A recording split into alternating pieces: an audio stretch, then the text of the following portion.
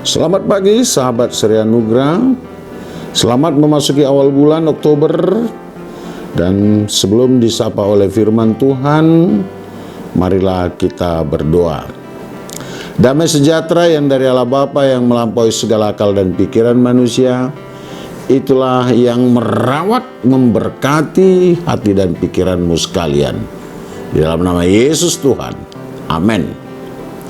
Saudara-saudara, selamat memasuki Oktober 2020 dan tentu selamat pagi buat kita sekalian.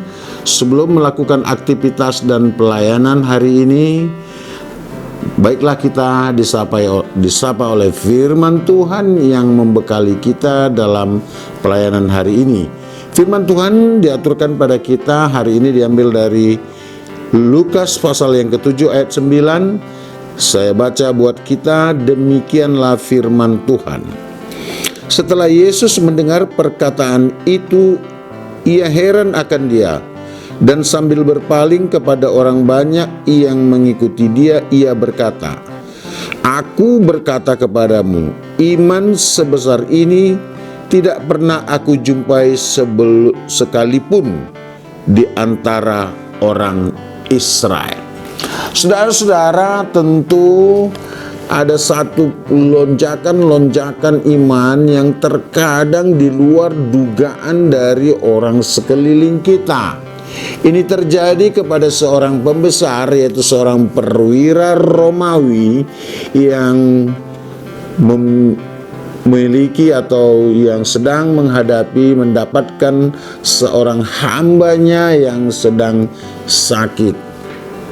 Saudara, sebelumnya bahwa perwira ini adalah sosok yang mau peduli dengan pertumbuhan umat atau orang percaya yang mengikuti Yesus. Meski dia belum seorang pengikut Yesus, tapi dia mendengar banyak berita tentang Yesus, dan dia bersedia memfasilitasi, membangun bait suci buat orang Israel, orang Yahudi untuk beribadah menyembah kepada Allahnya atau Tuhannya. Dan ini menjadi satu hal yang sangat luar biasa, di mana seorang yang berpangkat sangat tinggi peduli kepada seorang hamba atau katakanlah seorang asisten rumah tangga. Ini sangat-sangat luar biasa, dan tentu ada hal yang membedakannya dengan yang lain. Apa itu? Ketika hambanya ini sakit, dia mendengar bahwa Yesus sedang memasuki tempat atau kota mereka. Lalu dia meminta kepada tua-tua untuk pergi datang kepada Yesus untuk menyampaikan keadaan itu. Para tua-tua juga mendorong Yesus untuk mau berkenan memberikan kesembuhan kepada hamba dari seorang perwira ini, mengingat kebaikan hati, kepedulian seorang perwira ini tidak hanya kepada dirinya, kaumnya, tetapi kepada semua umat. Dan bahkan dia mau dengan mempergunakan fasilitasnya untuk membangun tempat, memperbaiki tempat orang untuk beribadah. Saudara, Yesus datang, tetapi ketika dia mengetahui, dia berkata kepada mereka, "Enggak usahlah Yesus datang. Saya kenal diri saya. Saya enggak mampu Yesus datang ke rumah saya." Lalu dia berkata, "Yesus, engkau sebut satu kata saja, maka hambaku itu sembuh." Ini luar biasa. Dia tidak mempunyai sosialisasi dengan Yesus. Dia tidak beribadah di sinagoga, tetapi dia memiliki satu keyakinan yang luar biasa yang membedakan dia dengan orang lain. Dia percayakan firman Tuhan. Dia percayakan perkataan Yesus. Firman Tuhan mengubah segalanya. Perkataan Yesus mengubah segalanya. Dan memang hanya dengan firman, dengan perkataan Allah, segala sesuatu yang ada di dunia ini tercipta dan terjadi. Itu artinya tidak ada satu kuasa pun di luar dunia ini yang bisa menghempang ketika firman itu keluar dan bekerja, maka akan melahirkan sukacita. Yesus heran dengan pernyataan seperti itu.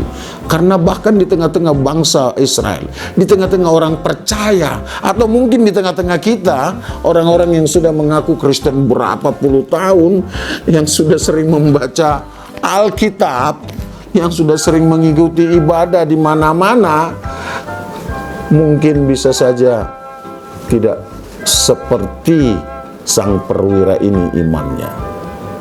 Karena ketika menghadapi orang yang kecil, belum tentu orang percaya mau peduli dengan orang kecil. Ketika menghadapi orang sakit, yang tentu orang yang termarginalisasi, belum tentu kita mau peduli. Tapi seorang berpangkat tinggi mau peduli dan mau meminta, memohon kepada Yesus agar berfirman, maka pasti itu akan sembuh. Dan dia tahu keberadaannya. Dia tidak mampu bertemu dengan Yesus secara langsung di rumahnya, karena dia merasa dia orang berdosa. Saudara, apa yang terjadi? Bukan hanya hambanya itu sembuh, tetapi dosanya juga diampuni. Bahkan dosa perwira itu diampuni. Itulah kekuatan doa. Saudara, engkau membutuhkan orang untuk mendoakanmu. Kenapa terkadang kita merasa bahwa kenapa doa saya tidak dipenuhi Tuhan? Kenapa saya selalu berdoa tapi tidak terjadi Tuhan? Oh saudara, mungkin kita lalai dengan satu hal ini. Ada satu perintah baru, perintah yang Yesus sampaikan kepada orang percaya, yaitu yang dituliskan di dalam kitab Yohanes pasal yang ke-13 ayat ke-34, dikatakan seperti ini. Aku memberitakan perintah baru kepada kamu, yaitu supaya kamu saling mengasihi, sama seperti aku telah mengasihi kamu, demikian pula kamu harus saling mengasihi. Saudara, mengasihi itu bukan pilihan. Kalau engkau mengasihi dirimu saja, hanya mendoakan dirimu saja, hanya meminta untuk kebutuhanmu saja, itu sangat standar dan tidak ada pesonanya. Tapi mengasihi itu adalah perintah.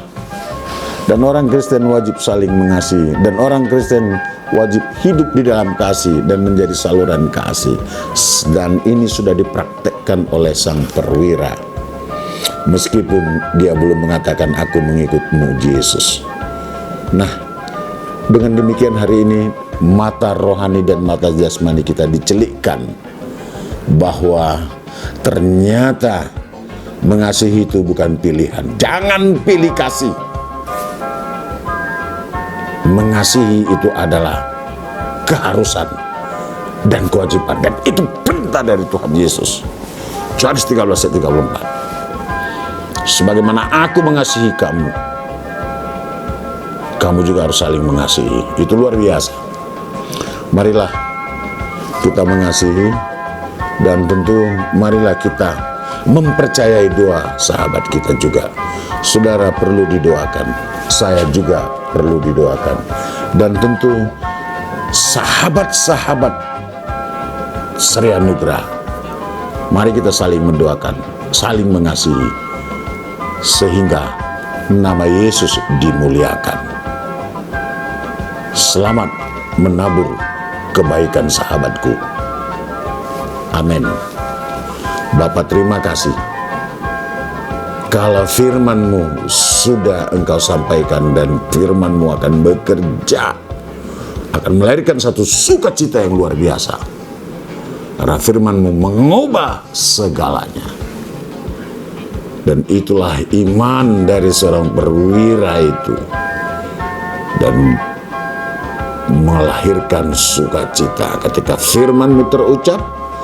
Bahkan hambanya tidak hanya disembuhkan, bahkan dosanya diampuni. Tuhan berfirman kepada kami dan memberikan satu perintah baru untuk saling mengasihi. Dan itu menjelaskan kepada kami, mengasihi bukan pilihan, tapi mengasihi adalah kewajiban, karena itu adalah perintah kami kepada kami. Ajar kami untuk saling mengasihi, mendoakan, sehingga namamu dimuliakan. Amin.